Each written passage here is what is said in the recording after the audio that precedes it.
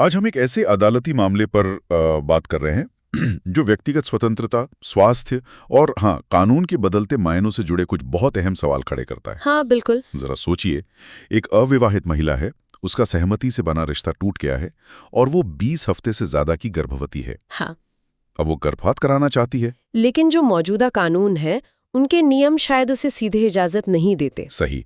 तो हम सीधे सुप्रीम कोर्ट के एक हालिया अंतरिम फैसले को देख रहे हैं।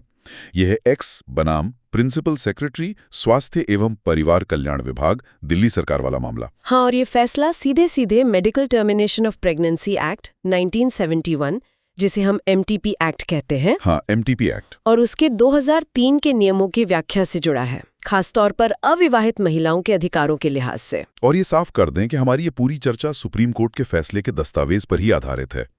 अच्छा, तो ये MTP एक्ट और MTP रूल्स, इनमें क्या फर्क है असल में? देखिए, एक्ट तो हो गया मुख्य कानून और रूल्स बताते हैं कि इसे लागू कैसे करना है, मतलब उसकी सारी डिटेलिंग प्रक्रियाएं। समझ गया। तो आज हमारा मकसद है इस केस के जो मुख्य पहलू हैं, कोर्ट ने शुरू में क्या कहा और अविवाहित महिलाओं के प्रजनन अधिकारों पर इसका क्या असर हो सकता है, इसे समझना। तो चलिए इस मामले की तह तक चलते हैं। बिल्कुल। तो मामला शुरू होता है मणिपुर की एक महिला से जो दिल्ली में रह रही थी। हाँ। एक रिश्ता था, सहमति से बना था, वो टूट गया और उसके बाद उसे पता चला कि वो करीब 22 हफ्तों की गर्भवती है। अब वो अविवाहित है, 5 भाई बहनों में सबसे बड़ी है, माता पिता किसान हैं और उसके पास खुद की कमाई का कोई जरिया भी नहीं है। तो परिस्थितियां काफी मुश्किल थी। हाँ बिल्कुल।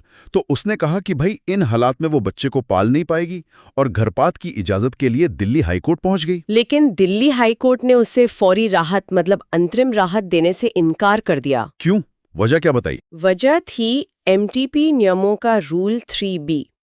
देखिए, ये रूल कुछ खास श्रेणियों की महिलाओं को 20 से 24 हफ्तों के बीच गर्भपात की इजाजत देता है। अच्छा। हाँ, पर शर्त यह है कि 2 रजिस्टर्ड डॉक्टर ये माने कि गर्भावस्था जारी रखने से महिला की जान को या उसके शारीरिक या मानसिक स्वास्थ्य को गंभीर खतरा है। और वो खास श्रेणियां कौन सी हैं? क्या उसमें ये महिला फिट नहीं हो रही थी? उन श्रेणियों में जैसे यौन उत्पीड़न या रेप की शिकार महिलाएं हैं, नाबालिग हैं, या ऐसी महिलाएं जिनकी शादीशुदा स्थिति प्रेगनेंसी के दौरान बदल गई हो, जैसे विधवा हो गई हो या तलाक हो गया हो। अच्छा। इसके अलावा विकलांग महिलाएं, मानसिक रूप से बीमार महिलाएं वगैरह शामिल हैं। तो हाईकोर्ट को लगा कि ये महिला जो अविवाहित है और जिसका रिश्ता सहमति से बना था और अब टूट गया है, वो इन तयशुदा श्रेणियों में नहीं आती। लेकिन फिर मामला सुप्रीम कोर्ट गया और सुप्रीम कोर्ट ने इसे बिल्कुल अलग नजरिए से देखा। उन्हें हाईकोर्ट की ये व्याख्या अनावश्यक रूप से संकीर्ण लगी। ऐसा क्यों? हाँ, सुप्रीम कोर्ट ने पेरी मजर में ही कहा कि हाईकोर्ट का नजरिया काफी संकीर्ण है, अनड्यूली रिस्ट्रिक्टिव। उन्होंने खास तौर पर रूल 3BC को देखा, जो विधवापन और तलाक की बात करता है। हाँ वही, जो कहता है गर्भावस्था के दौरान वैवाहिक स्थिति में बदलाव, विधवापन और तलाक। सुप्रीम कोर्ट ने कहा कि भाई इसे सिर्फ विधवा होने या तलाक तक ही सीमित क्यों रखें? मतलब इसका दायरा बड़ा होना चाहिए। बिल्कुल, इसे उद्देश्यपूर्ण ढंग से देखना होगा। मतलब कानून बनाने का असल मकसद क्या था, सिर्फ शब्द नहीं पकड़ने। कोर्ट ने माना कि एक रिश्ते का टूटना, भले ही वो शादी का ना हो, वो भी तो महिला की स्थिति में एक बहुत बड़ा बदलाव ला सकता है। ये तो बहुत अहम बात है कि कानून की आत्मा को समझा जाए। सही कहा। और इसके अलावा 2-3 और बड़ी बातें सुप्रीम कोर्ट ने कही।